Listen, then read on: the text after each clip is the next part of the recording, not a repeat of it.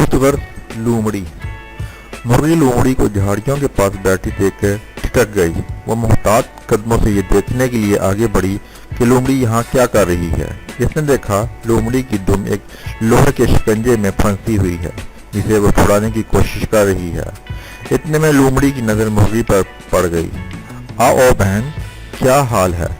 लोमड़ी ने चेहरे पर मुस्कुराहट सजाते हुए कहा। ये क्या हुआ?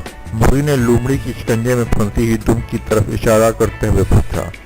लोमड़ी ने कहा, बहन, इस नाम मुराद शिकंजे के साथ गोश्त का टुकड़ा लगा हुआ था और मैंने इसे खाना चाहा तो एक जोर की आवाज आई और मेरी तुम इसमें फंस गई।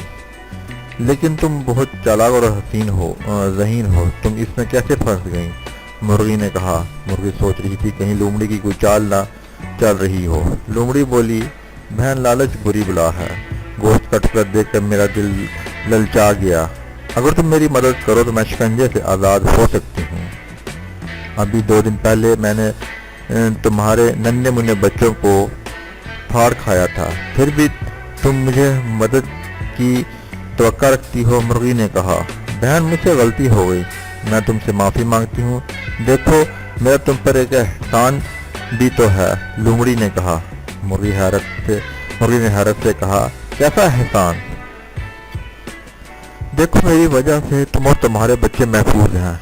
मैं तुम्हारी हमसाई ना होती तो लोग तुम्हें और तुम्हारे बच्चों को पकड़ के ले गए होते। लोमड़ी की बात सुन के मुर्गी सोच में पड़ गई कि लोमड़ी की मदद करे कि ना करे। मुर्गी को सोच में डूबा देके लोमड़ी चालाकी से बोली, बहन, क्या सोच रही हो? देर ना करो वरना शिकारी आ जाएगा, मेरी तो जान जाएगी। मेरे साथ तुम और तुम्हारे बच्चे भी ना बच सकेंगे। मुर्गी लोमड़ी की चाल में आ गई। वो इसके पास चली आई और गौर से इसकी फंसी धुन को देखने लगी।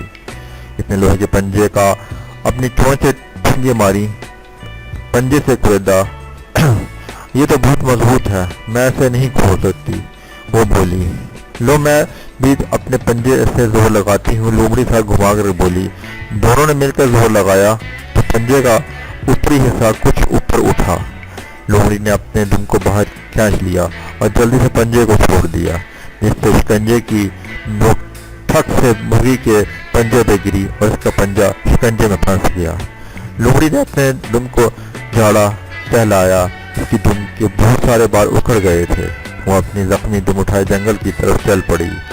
बहन, कहाँ चली? मेरा पंजा तो छुड़ाती जाओ, लोमड़ी को जाते देखकर मुर्गी ने कहा। लोमड़ी बोली, बहन, मेरी दुम पर जख्म हो गया है। यह कहकर लोमड़ी जंगल की तरफ चली गई। इसका रुख मुर्गी के घर की तरफ था जहां मुर्गी के बच्चे अकेले थे। वो ख्यालों में ही इनके मजेदार गोश्त के चटखारे लेती तालाब के किनारे पे पहुंची और फिर जैसे ही इसने मुर्गी के घर में दाखिल होना चाहा, एक काली बला इस पे झपटी।